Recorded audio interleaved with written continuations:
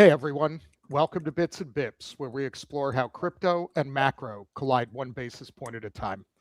I'm your host, Austin Campbell, high scholar of Zero Knowledge Consulting, here with my hosts, Ram Alawalia, Maester of Wealth, leader of Lumina, and Chris Perkins, the Golden Hand of Coin Funds. Today, we have a very special guest, James Spider Marks.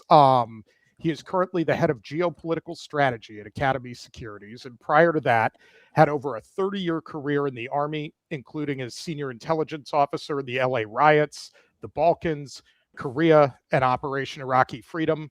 He culminated his career as the commanding general of the U.S. Army Intelligence Center and School at Fort Huachuca, Arizona. So before we begin, as always, I have to say nothing we say here is investment advice. Check unchainedcrypto.com/bips and bips for more disclosures. And before we begin, a quick word from one of our sponsors.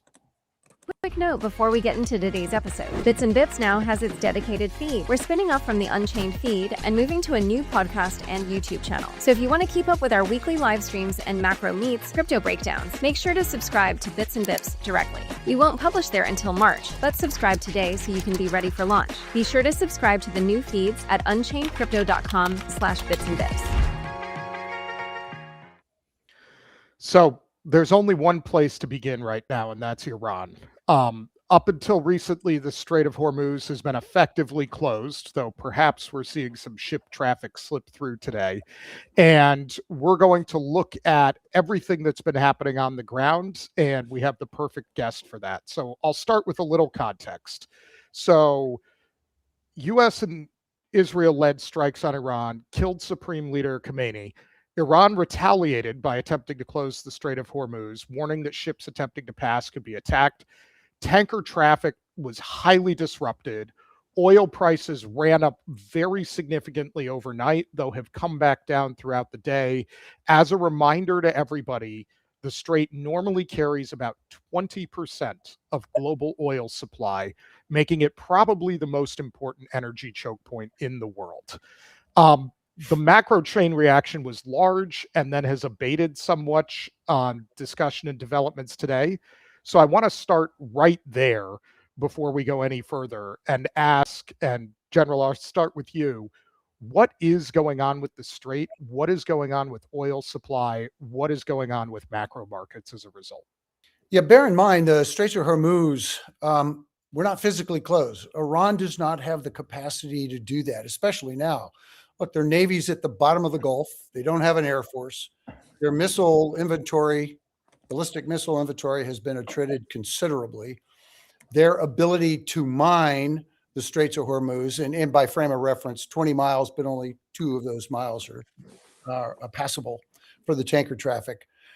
So Iran threatens a lot and has said forever they've got the capacity to shut the Straits of Hormuz. They don't. The United States Navy, frankly, is the only element that I'm aware of that could really do that. So what Iran is doing right now, they are threatening, and they can disrupt traffic, and they have. We're seeing that right now. The threat of closure has affected the backlog that we see. We have the capacity, and we would use both air as well, maritime as well as air, to assure safe passage. That could be done. But those are policy decisions. Look, military folks don't make those decisions. They just turn around when asked, and they either say yes or they say no, or I can get to yes, give me some time or give me some additional capabilities. So the Straits of Hormuz are open. Also bear in mind, we have done some significant damage in Iran to its oil infrastructure, but Kharg Island has been off limits. Why? Because it's going to continue to pump, and it's going to continue to either fill up tankers or it's going to fill up storage capacity ashore. Those are conscious decisions that are being made. We are right now in the fight where we've transitioned from, I would say, the simultaneity of the attack, the opportunity to decapitate the regime, which happened incredibly rapidly. That then kicked off the campaign we've seen over the course of the week. We are now into what I would call the grind. You've got to work your way mechanistically through the air tasking order. Inside baseball, we have an ATO, 1 to N list of targets. We're going to service those targets. HVTs, high value targets. In fact, Khamenei's son with Chaba has just risen to the top of the HVT list. I mean, he's going to have a crosshairs on him the first time they get an opportunity. So I think it's more a determination of industry as to whether they're willing to accept the risk, insurance challenges that are certainly attendant to that. I would imagine that the flow is going to begin here anytime now. I can demur to Chris as a former Marine Corps, yet albeit Naval Academy graduate. What we do and what we have done in the past is you can line up 3 destroyers and you can hand those tankers off to each one of the destroyers. The destroyers have the capacity to return fire, pinpoint return fire, to provide the coverage. So I would anticipate that this will open up here within the next day or so, and it should. Chris, what do you think? No, look, I think this has been a spectacular naval combined arms effort. The naval force, our Navy has just proven itself again and again. Been very impressed there. I'm looking closely at the Isle of Kark. Now, you mentioned that general controls 90% of Iranian exports. It's been a part of war plans. I mean, it's not something that we overlooked. Everything that we're doing in and around it is, been thought of and planned for. But I feel like one of the objectives here is, with this administration, it's the Venezuela playbook, right? So what is the opportunity that we have now? Like Khomeini's son, he was injured. He was seriously injured. There've been reports. He's not really legitimate. He's not an Ayatollah. He's really angry right now because he just lost his wife, his sister. So that was a real, I would say, middle finger to the Trump administration that they appointed him. And so what I think the administration is doing right now is it's looking to repeat the Venezuela playbook. They're looking for somebody with access to force, whether that's a senior general, someone in the IRGC, to step up and say, listen, I'm in control. I'm going to be sympathetic to the West. The oil's going to pump. Administration, we're going to make sure that you get your fair share of it, which has actually been a part of Iranian history. If you look back, and one of the reasons we worked with the UK to put the Shah in the first place was around the previous leader's seizure and nationalization of oil. So, geopolitics continue to cycle. What I'm looking for is someone to step up and say, I'm in control. Let's have a chat. But I don't know. Chris, that's going to be first of all, extremely hard to do. I think the president's going to walk away from unconditional surrender. That doesn't happen. And without being flippant, who do you surrender to? Khomeini's son is a creature of the IRGC. So the IRGC stands to increase its role. In fact, it wouldn't surprise me if in the next couple of years, there is not going to be a popular uprising.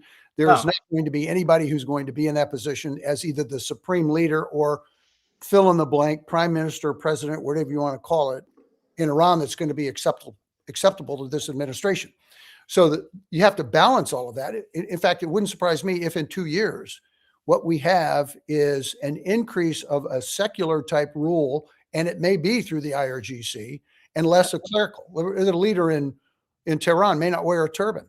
It's going to be IRGC, and it's going to be that much more secular, and it's going to continue to be brutal. The point is, I think that anything other than nukes, ballistic missiles, and proxies those are the red lines. Anything else beyond that is what I would describe as unnecessarily punitive. So what has taken place so far, we can continue to serve as targets. And you're going to have to look at the Iranian people and say, did we do enough? Ball's in your court. Do you like this outcome? Khomeini's son is truly going to be embraced and is going to be very much a tool of, he will respond very responsively and very directly to what the IRGC is looking to try to achieve. And there will be no fissures in the IRGC structure. And if there were in Artesh, that's the conventional military, don't know that would even be significant, and certainly no break in the MOIS. So where will the opportunities come to have, a platform upon which you can kind of have a successful change in regime? Bear in mind, in 1979, the reason that, the Ayatollah came back from Paris in 1979, because the Shah was losing credibility for a whole bunch of reasons. Uprisings were very present. But what happened? the conventional Air Force flipped and was supporting the uprising. So there was a platform to achieve additional momentum. Khomeini came back and it worked. He then had to embrace this conventional military, a conventional military who had been protecting the Shah. The Shah's now gone. He had to create out of this whole cloth, somebody who's going to protect the revolution, and then somebody else who's going to protect the country. So you end up with Artesh, the country, IRGC, the revolution. So if the revolution today is now less important, you now have an opportunity. So that's kind of what we're looking at going forward.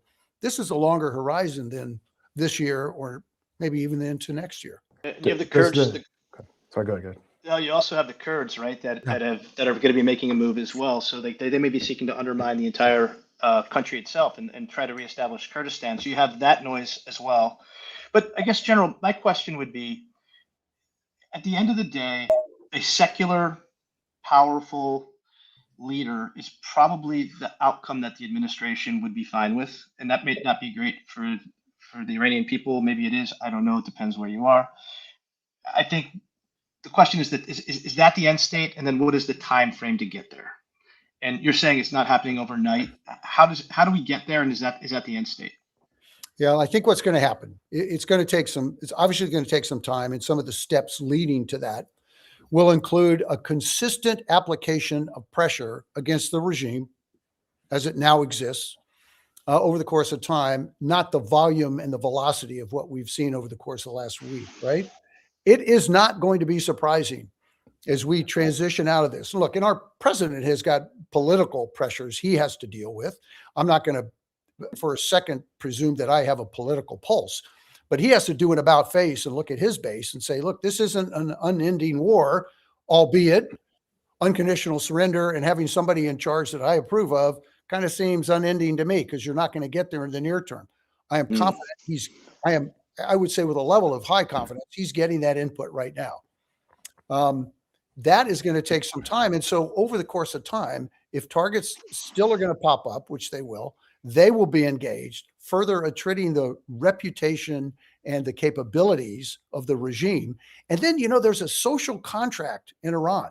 You've got the social contract that exists from the top, social contract, and you have a faith contract. And the hypocrisy coming out of Tehran to the gentleman and the family on the street is it's unimaginably difficult. If I want to live in my faith, I don't want this hypocritical leader telling me how I have to do that. If that gets eliminated, I now have eliminated one sore point. Now I can focus in on the social contract, which I may not like, but that becomes a little more palatable because he's not in my mosque. And if I can get him out of my mosque, I can now isolate the IRGC. That takes time. Well, it's looking like a hereditary monarchy now, which is what the original Ayatollah was campaigning against. Right. What's the relationship between the people and the IRGC now? Obviously, you've got a Shia population, which is like 24%. Is the IRGC viewed as legitimate by a significant portion of the population, or is it viewed as like an oppressor? What's actually the view on the ground? Yeah, it's an acceptance that it is present. It is an oppressor. The challenge. I have a brother-in-law who's Iranian, so he's my source. He's a great source. He says the challenge with the Persians is that very modern society. Look, they invented math, right? Just talk to my brother-in-law; he would tell you they invented math. I call my brother-in-law Xerxes, and he loves that. So you've got this very modern society that over the course of 50 years, it's now become part of their DNA. I mean, they're very submissive. And as he describes it, he says, we're a very proud people, but we're not prepared to sacrifice. That, they've accepted so much. This is a bunch of body blows over the course of years. And it's very difficult for them to think that there might be some type of possible alternative out there. There could be, as I described, there could be a possibility here, but the IRGC is immensely weakened, but it still exists. It's a control mechanism internally. They're not going to export this. That becomes the major problem. So are the Iranian people, 93 million folks, are they prepared to make some type of an aggressive, and the reason we did this now is we thought they were in a position to make kind of an aggressive, sustained move. I mean, we had an opportunity, we took it, we decapitated the regime.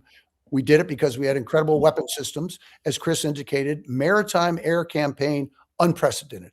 It's absolutely phenomenal. But we saw the unrest over the course of the last 6 weeks, 2 months, and we thought maybe something's here. And we now have an opportunity. Let's see if we can accelerate this unrest. Hasn't happened yet. Maybe after the guns don't go silent, but become a little more sustainable over time, there could be an uprising. I don't see that happening in the near term. Well, I'd like to go back to another conflict I know you're familiar with, which is the Balkans, right? Because as we look at Iran, I would not describe it as an ethnically homogenous like country once you move outside of, call it, the center of power. And so as I look at the country and I ask, where would the fissures appear? Where would the cracks appear?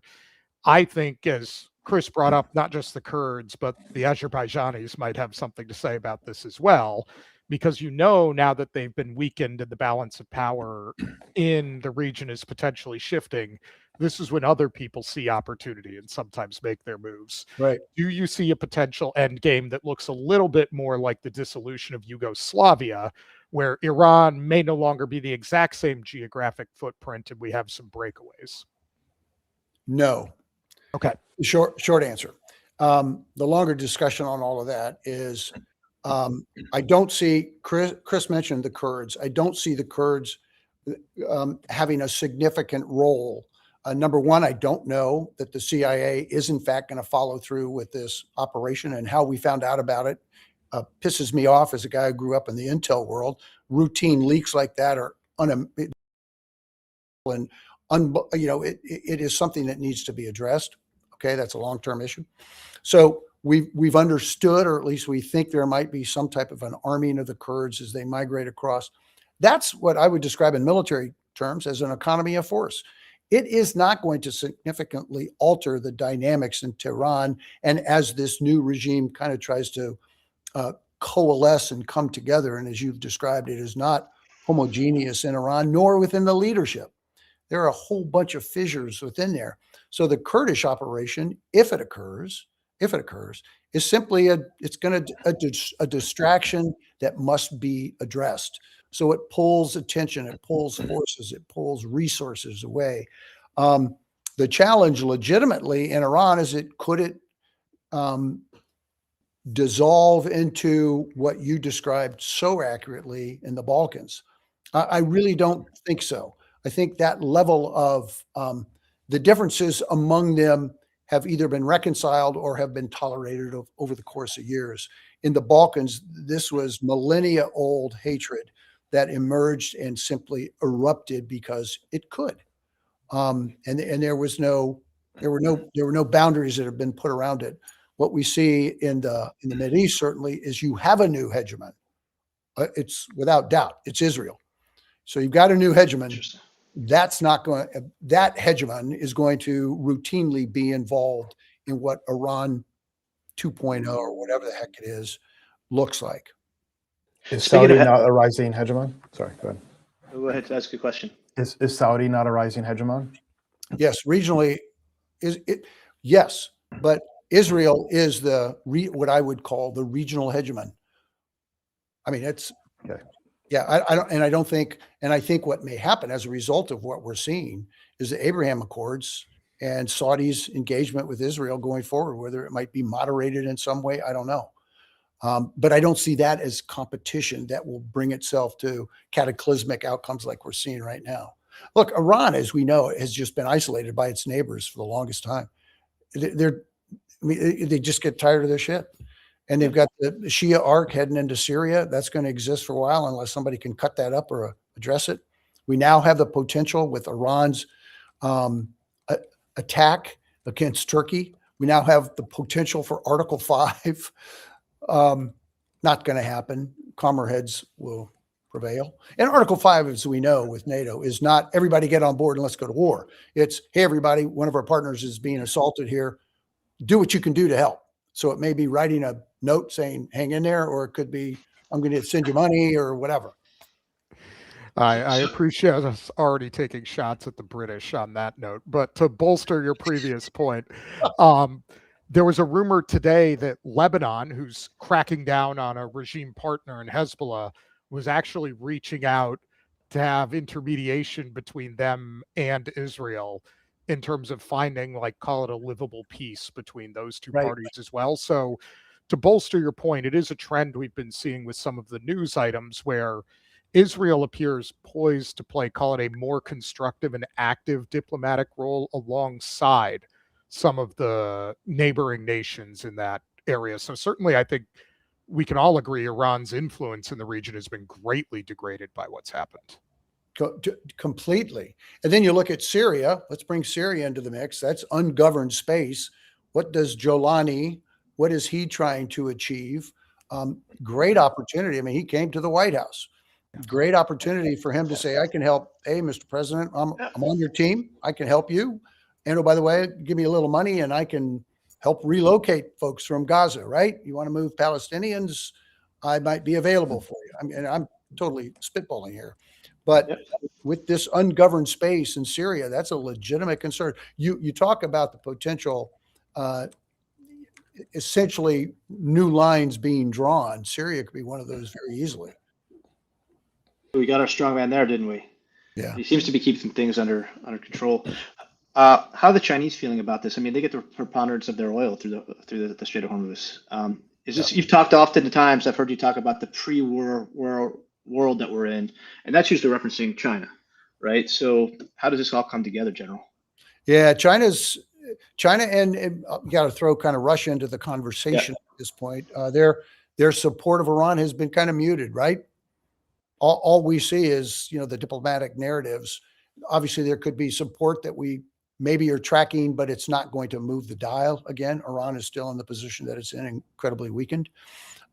China, the problem with China, I mean, certainly they got a near-term concern, but Russian oil is now back up as kind of the savior for this potential problem.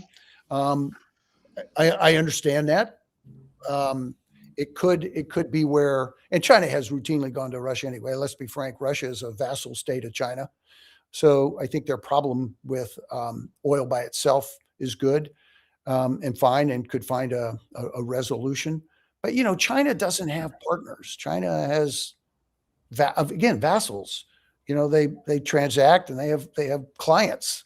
They don't have partners that are going to step up and help resolve or change the dynamic that they have to deal with. China is increasingly isolated because of that. I mean, Joe, do you follow prediction? Do you follow prediction markets at all? I don't. I should. Yeah, so these are new markets where people, sometimes we've seen, you mentioned that leak, we've seen instances of potential insider information. We really don't know that they're monitoring pizzas out of the Pentagon or whatever. But, it's something that we watch a lot in the crypto space. And right now, Polymarket's saying that there'll be a ceasefire by March 31st with a 45% chance. What's your take? Sooner than that. I would say, yeah, I think it's going to probably be maybe the end of this week. But a ceasefire. I mean, I don't think anybody's going to proclaim I got victory. We're going to have a ceasefire. Nobody's going to say that. So I don't know how do you surround that? How do you put bounds around that bet?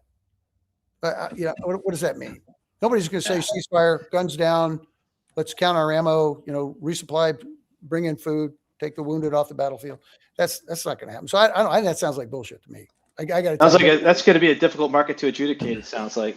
And I apologize. One of the problems we have in this. Are we allowed to swear on this? I apologize. You can say whatever you want. Chris and I are former traders. The fact that F-bombs are not flying out here constantly is a minor miracle. Well, I have a rule. Every time I speak in public, if I do that, I put $100 in a job jar. That then eventually I take that jar and I give it to a great veteran cause. So maybe I should just light it up. Let's go. Right, let's go, man. So send him some money to some veteran causes. I mean that sincerely. I get thank you notes. Thank you for General, for your check. I got one of these letters.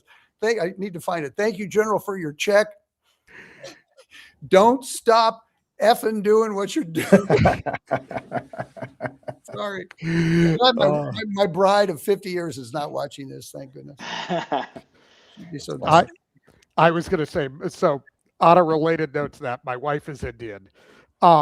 And so, one, she would have thrown rocks at us when we said that the Persians invented math. So, Raj, I'm fully aware that you would dispute that claim on behalf of India right there before I get It's killed. always math or chess. But- Those are the two big debates. Correct. But two, in terms of bad habits and swearing and things I've had to atone for, we did have one incident where my 4-year-old daughter is on the couch, okay, with her iPad. Something doesn't work, and she just puts it down and looks up and goes, "Fucking iPad." And my wife just head turns and looks straight at me, and I'm like, That's not her influence. nope. That's Dad, get it together. No, I have the same problem. So swearing aloud. So speaking of swearing, oil markets were absolutely swearing up a storm overnight, but the market has calmed down dramatically already today.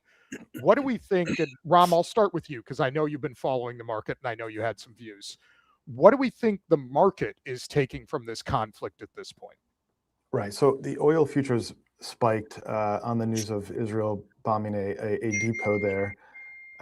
My view is that you had forced short covering in the futures market, and that marked a top, and you're not going to see oil 110 again. I think that's behind us. We'll have to see what Trump says at 5:30 p.m. today. He said this afternoon that we are ahead of the 4 to 5 week timeline we talked about last week, how that was managing expectations low. So he kind of sets up the win. There's a mismatch between what he's saying and what Pete Hegseth is saying, who's saying we'll take as long as it takes, but we know who works for the other guy. So I think there's a little more, credence to what Trump is saying. My question for the general would be, though, is like, why haven't the tankers started moving? I know what you said earlier is, well, anytime now. What have we been waiting for? The Navy's been gone for 3 days. The tankers aren't moving. And is it enough to have control and provide security, or do you need some compulsion? Because ultimately, these tankers have owners and captains. Why haven't they started moving? I would think it's a great question. I would say it's a combination. Whoever owns the tankers, they've got to embrace that risk. And there are huge dollars associated with those risks, number one. And the second thing is the Navy is conducting an air campaign on an incredibly hard target. This is their priority. And I think at some point I'm thinking days, once you get into what I described as just walking your way through the ATO, and boots are not going on the ground. And I don't think we're going to take Cargyle with boots. But as you walk your way through that, you now are into some significant muscle memory, and you can divert assets and resources elsewhere. Aren't boots on the ground required for, one, validating that there's no longer any enriched uranium as opposed to relying on satellites, and number two, truly controlling the shoreline around the Strait of Hormuz to protect against speedboats and other kinds of attacks? Yeah, you could have boots, but you're not going to put boots in Iran to do that. On the Straits, your question about the Straits. Yeah, on the Straits, and then the validating the uranium is secure. The uranium, you've got to have people opening up doors, walking inside. That eventually has to happen. Absolutely. And so my point about that is that may not happen for years. And this is where you get into a sustained engagement against HVTs going forward. And we embraced for years the Navy that Chris was in, the Army that I've been a part of forever. You had Colin Powell that established the rule that if you break it, you own it. And we're gonna stick around and put all the pieces back together with your help. Well, we've reached a point now where we don't care about that. We're just gonna break it. And if you get back on that horse and you think this makes sense, we're gonna break it again. We're gonna kill the horse. We're gonna keep doing this. I think that's what we think about the enriched uranium. There will be Iran at some point is either going to just continue to be hammered. And at some point, the Iranian people say, I cannot, enough. Stop. Would Trump want to hand off unfinished business to a future administration, though? Because he's the only president in the modern era that would have the mindset, let's say, to take this kind of action. Would he be willing to have just a loose thread out there as opposed to get the mission done? Great question. Again, I can guarantee you every one of Trump's predecessors right now is drinking bourbon and smoking a cigar saying, I wish I'd done this. At the very least, right? I wish I'd done this. Huh. Relative Oh, to wow. Euro as well. God, why didn't I do that? Well, you chose not to. And then the second question is, oh, absolutely not. He's not going to hand this off. I mean, he will declare mission accomplished. A bad reference, if you recall. Right. That's George W. 43. Bush on the aircraft Bush carrier. 43 aircraft carrier. Wow. But he'll, at some point, he'll say, we're going to tie a ribbon on this. And Iranian people, you got it. And we're here for you. Knock on our door, give us a call. But we have won. However you want to, not you, however the political wrapping and all this, have a nice day, make it pretty. You can see right through it. But there's no victory in this. And I think the longer term solution is, when does Iran have a leader of some sort that's going to be open to Western engagement? And I do think Iran is a business opportunity. It's huge. Look what happened when the Soviet Union collapsed in December 91. You know, they struggled for about 5 years and then boom. Yeah. I mean, the army that I was a part of, we started training with Russian forces. We took a Russian separate airborne brigade to the Balkans, working directly for a U.S. Army general. And I got to know, I mean, incredible force until they abandoned and went across the river and went to Pristina in Kosovo. So the point is we could handle Iran if they were willing to allow the West to come in and say, we're here to help. We don't care if you have some guy who's incredibly oppressive and, you know, he's going to crack down on everybody. That's internal control. You guys got to figure that out. But we might be able to set up markets here. Let's go. I think part of what's interesting about this whole conflict and the pressure that's going to be on whoever takes over for the regime is exactly what you just said, which is you have the balance of having been sanctioned, having been isolated from the world, having been a less than full participant in the global economy. And if you start doing things a very different way, suddenly you could have the helping hand of the richest country in the world pulling you in the other direction. I feel like if we're going to see, call it genuine change in behavior coming out of the regime there, it's probably money talks more than anything else from a long-term trajectory. Totally agree. And I would say that our president sees it that way, right? I mean, I want to play back. So what you said is other American presidents are looking at this and saying they wish they had done this. So they view this as a win. And what you just defined here then is a new doctrine that Trump created that others might emulate in the future. Yes. Yeah. Oh, absolutely. What we're seeing right now, we're in a period of transition here.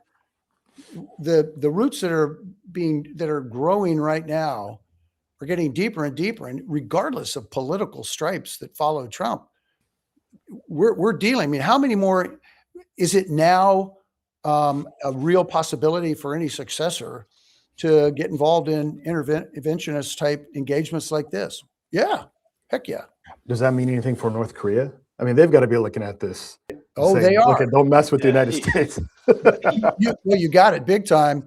Notice what has happened in North Korea since the Russia went to war in Ukraine. There have been no nuclear tests by the North Koreans, and there was a sequence. There was a sequence of those tests starting, I think, in 2004, after we gave tons of money to the North for peace, kind of reunification type efforts. And the South Korean president, Kim Dae-jung, won the Nobel Peace Prize. And everybody thought, this is wonderful. And we dumped hundreds of millions of dollars in the North. What'd they do? 2 years later, they were popping a nuke. Thank you very much. So North Korea has been silent over the course of the last 4 years in nuke development. But their relationship is so historically interwoven with Russia and China. I think Kim is fine doing whatever he's doing. Yeah. I'm sure he's taking Ozempic. He's a skinny man now. But I think they're okay, frankly. I mean, there are too many challenges there. And so why would you enter into some type of a provocation there? There's an opportunity for us to now make it very clear that unacceptable behavior won't be tolerated, but we can work around the margins, which we have with North Korea forever. Who's next then, General? If North Korea's not, is it Cuba? Cuba. Yeah, you had, absolutely. You had Maduro in December, El Mencho in January, you had Khamenei in February, and you got Castro in March. So line them up. All right. I'm not trying to be flippant, but I mean, Cuba's next. Cuba's next. So on that note, let me ask about the really hot button geopolitical issue then, and what will be taken from the current conflict is, what implications does this have for China and Taiwan? China's got some real issues. So the short answer is, and I apologize, I got some light. I can't fix, it's like an interrogation. let me bend down and have that light. I'll tell you anything. China's got some Xi Jinping has got some significant problems, as you've seen. He fired his chairman equivalent, was the only guy who had combat experience. And that combat experience was in Vietnam, 1979, which was punitive exclusively. So his military has got some legitimate challenges, not unlike the Russian military. And so when Russia fell on its face in Ukraine, Xi turned around and said, okay, dudes, pressure test this thing. Let me know what's happening. And he fired a bunch of guys, didn't like what he saw. That doesn't mean he got more competence in. He certainly got more loyalty in, but I don't know about the competence level. So he is concerned legitimately about that. It's a far different military set, right? Over 100 miles of open ocean. There, he has other tools that the Russians don't have. I mean, he's got isolation tools. He can move in the direction of quarantine. He can be very, very provocative, which he does routinely of overflights of Taiwanese airspace and territorial waters, et cetera. But he needs to be very, very cautious. And as we know, the Chinese have a much longer horizon in terms of solving their problems. I don't think he's going to be in a rush to solve this problem because he, first of all, here's going back to a Trump point. He has to balance, Xi has to balance. Is Trump going to give a shit about Taiwan, or is he going to go, it's an aberration. What's this one country, two systems things? I don't get it. Like FIFA. FIFA is a mood ring for the world. They don't invite Taiwan. They invite Chinese Taipei. So what's FIFA thinking? This is crazy. Well, most of the world thinks this is crazy. This Taiwan thing's nuts. Solve it. Don't kill anybody. Just solve it. It kind of works.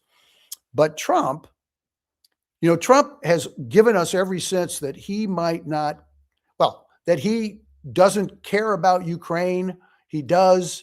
He's blaming Zelensky for not being particularly intellectually, adroit about how to solve this thing. That's because Biden caused this problem. It's Biden's problem. Why do I care about this? In terms of Taiwan, this would be to your question earlier, this would be a personal affront to Trump. And so I think he would look at Xi and say, no, don't, not while I'm here. Don't push me. Don't push me. General, I keep thinking that the submarine attack on the Iranian frigate was very symbolic and a message to China. Why? Because it's really our submarines they don't have an answer for in the street. Is that your take, or am I crazy? You're the intelligence guy. No, you're exactly correct, Chris. Absolutely correct. The more than China was reading this, but it clearly was a message. Look, if we have a stated policy, we have determined that you're an outlaw nation, and we want to try to adjust that because you're an outlaw nation because you're a threat to your neighbors and globally. And we choose to do something about it. This is a holistic approach. So you can't wander around Sri Lanka and think that you're out of bounds. No, you're clearly in bounds, and we got you. So what you're saying is the U.S. is more secure than has ever been before. Competitors like China are watching the action and saying, we've got nothing to contest in terms of capability. They're not attempting to, and that Trump has been successful here. Now, you saw that the defense budget was increased from $1 trillion to $1.5 trillion. There's already incredible dominance in the U.S. military.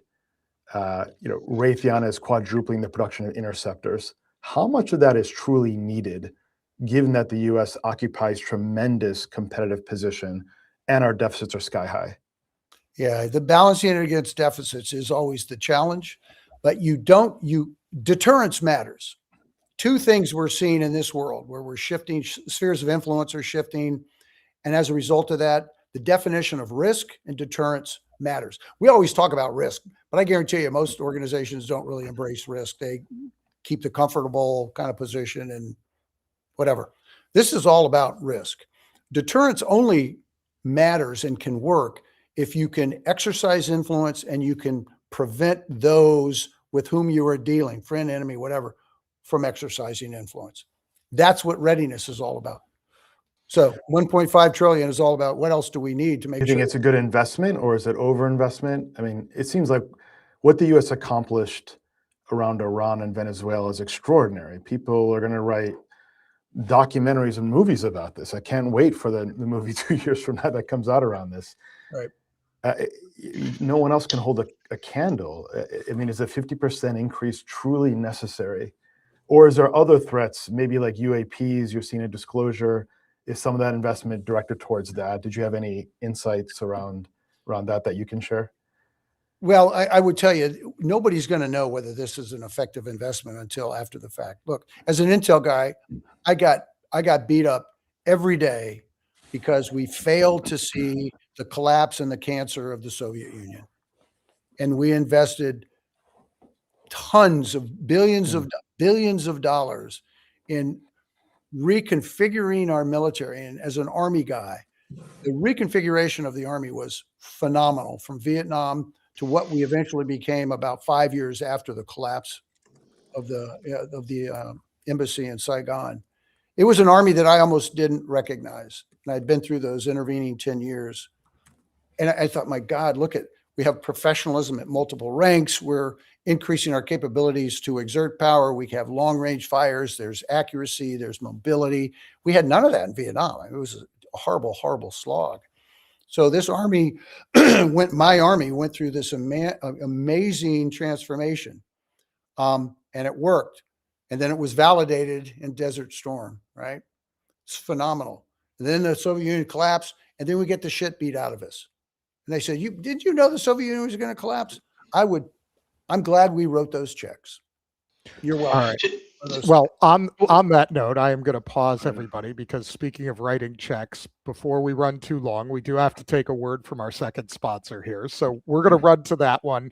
And when we come back, Chris, you're going to have the lead, because goodbye, everybody. I have to go teach a class. So now a word from our sponsors.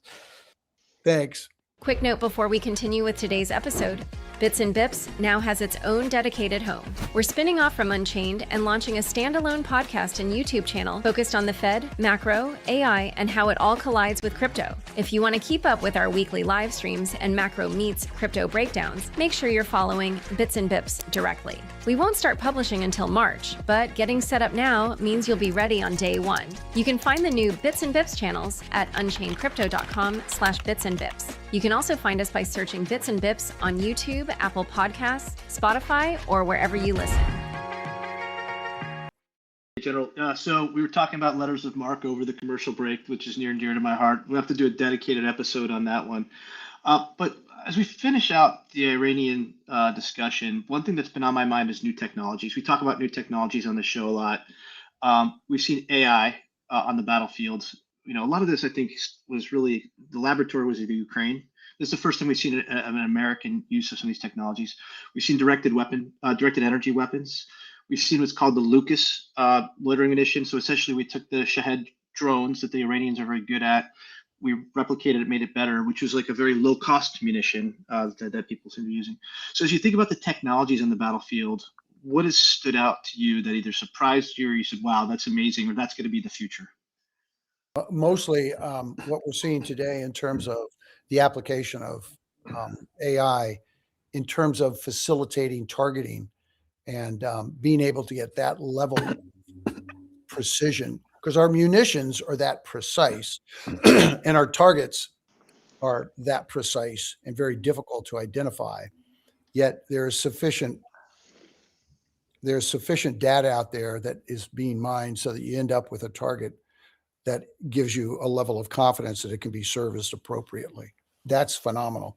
And then the growth of these of the unmanned autonomous unmanned systems is phenomenal. In many cases, they are not.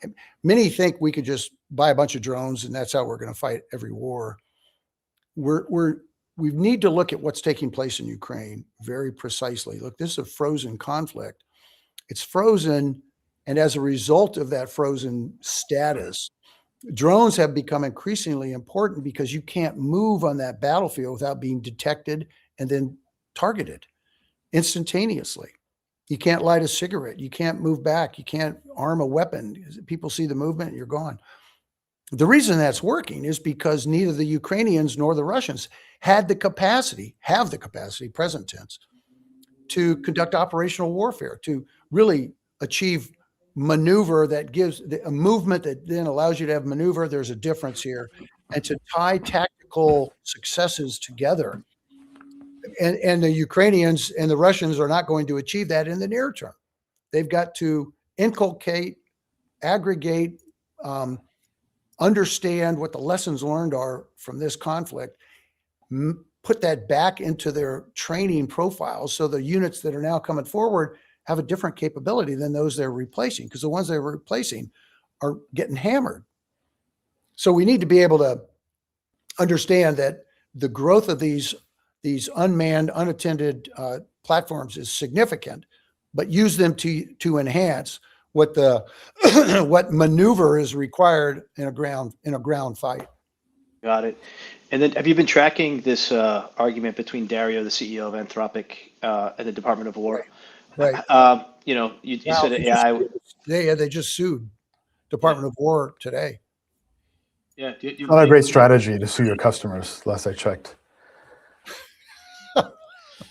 I know. Ram is a very big OpenAI fan. Just for the record, Sam Altman. Yeah. I have some reservations around AI, but I'd love to hear your reaction. Yeah, I would love. How do you think that's going to play out? Well, it's being used, and I think the contract terms are we've got it for another 7 months. DoD has it for another 7 months. Yet at the same time, they've said we're going to push away. I don't know how you can do both. I simply don't understand how that works. Yet right now, it's working with great accuracy and efficacy. Yeah. Why would you not continue with that unless you're? It's on the topic of good. Well, I hear you making the case that AI is actually more humanitarian because you can use the data to be more precise in your lethality. Right. And so it sounds like through that lens, as somebody who's a general officer, you're like, give me these tools because they can probably, the big question is around automated lethality. We're going to get to a point where the bots are much better than us. I mean, they're better in the crypto space and generating yield in certain cases. So why wouldn't you hand over the keys to that bot if they're better at that targeted lethality and minimizing civilian casualties? You should. You're exactly correct. The answer to the question is, of course, we're moving in that direction. But the human is always going to stay in the loop. Chris, you and I think, have had this talk. Depending upon the context and the risks associated with that context, you're either in, on, or out of the loop. Your call. Your call. So it may be autonomous. And hey, look, I'm alive today because we had an autonomous system that did its thing. Yeah, me too. These are alive today, and you go, wonderful. So, General, President Obama was asked on a talk show a few weeks ago whether there are aliens, to which he replied yes. Then Trump on Air Force One said Obama shouldn't have said that. And when asked if there are, he did not deny it. There have been decorated servicemen, current and former, that have testified in front of Congress. There's a subcommittee focused on disclosure. Are there aliens? Blink twice if yes, if you can't. Just blink, and then that means yes too. So I'll take that one. I'm under duress right now. I don't know. I don't know about aliens. I do know about ghosts. I live in a 250-year-old house. I think there are. Yeah, I think there are. Okay. Yeah, heavy breathing. So the veil is thinning. Pressure on your chest. Let's try, Rob. Yeah, so, Rob. Before we wrap up, how do you? Let's end on that. Let's end on. That's the way. That's a high note right there. That's it. You know. Ghosts. Oh, I want Rob to bring it all together though, from a markets perspective. So, dude, crypto. You and I, we disagreed a little bit. I'm apparently the bull on the show. I'm bullish now. Welcome back. I've been there the whole time. long story short, this market, it's showing that we're oversold. I mean, despite this volatility that we're seeing, geopolitical, I mean, crypto has been very strong. And do you think it's time for a breakout? I think you get a tactical bounce opportunity just across animal spirits in general, right? So animal spirits describes those assets that respond to fear of missing out and human emotion, and all across the board. It's not just digital assets. Look at Rocket Lab today. Look at HIMS. Look at uranium stocks. They're all rallying. So I think that's what it is. However, I would underscore that there are deeper issues underneath the market, like enjoy the rally, but these deeper issues are around private credit, capital markets dependency, around the OpenAI and Anthropics of the world that have $1 trillion fantastical revenue they can't back, and industrial stocks, which are incredibly expensive, that are overpriced and showing some signs of weakness. So there's the tactical view where I'm constructive, and then the strategic view where I'm a bit more cautious. Add to that, midterm area, which is generally more risk, fears of inflation with commodity prices, all the rest. Yeah, I'm watching midterms as well. Like one thing that really jumped out at me last week was when the bombs were flying, Trump put out on Truth, doubling down on the Clarity Act and telling the banks to get their act together, trying to push over this final policy issue. General, we're trying to get this bill passed for crypto, and he weighed in while the bombs were flying. That again tells me that this is going to get done. I think it's around a 51% chance, but we're in the black. Why? Because if he's got the chips and if he wants to spend them, he's going to spend them and it's going to get done. That could be very, very positive in the space as well, which I'm watching. Also, I think this could play in either direction right now. In the prediction markets, looks like the Democrats are very poised to do much better in the elections than they had. So how this plays out as we approach November is going to be very, very interesting. But look, I think sentiment still remains really, really bad. Fear and greed is really, really bad on the fear side. Fundamentals are improving. The other thing that we've seen this week, I'm down at FIA Boca, which is this double secret TradFi conference that nobody in crypto knows about, but they kind of do. All the institutions are here. We're seeing dance partners getting together. We're seeing, just this morning, we saw Kraken and NASDAQ tie up. Kraken and Deutsche Börse tied up before that. We saw ICE with OKX. So we have this institutional building that's going on, slowly moving forward. While sentiment remains really bad, I think clarity is looking better by the day. That's not conventional thinking, but I think it is. So generally, I'm with you, Ram. Good setup, but not sure how long it's going to last or how it's going to play out. Plenty of unknowns out there. Agreed. All right. So any other thoughts, General, before we call it a day? I got to tell you, Chris, you described our president in the middle of warfare. Although Congress hasn't declared a war, everybody wants to know: is this a war? I'm sorry, it's not a war. It's a special military operation. Well, frankly, Congress, if you wanted a war, declare it a war. It's your job. It's not, nobody else can declare a war. So stop bitching. But also, you described in the middle of this conflict, he's working on a crypto bill. Yeah. He also, if you recall, as a former college level NCAA jock, he's working with the NCAA. Did you see that the other day? He brought it, we got to figure out this NIL stuff. And I'm going, wow, double tasking. It's amazing. Keep those balls in the air. It's unbelievable. Yeah, well, he's got a lot to do before his term is over. Did you see, again, I'm off topic. Did you see what they did? The state of Mississippi, if you get NIL money, it's not taxable. Ole Miss. So you're going to go play for Ole Miss next season, General, or what? And my grandson's there. Are you kidding me? Get on it, brother. Cool. Rob, any final thoughts today? No, terrific. Thank you so much, General, for joining us. Every minute was truly insightful. Thank you so much. Thank you again, Chris. Thank you for your friendship, partnership. I appreciate the invitation immensely. Yes, sir. And check out Academy Securities. We're both on the advisory board there, and it's been great to partner with you, sir. So thanks again. Thanks.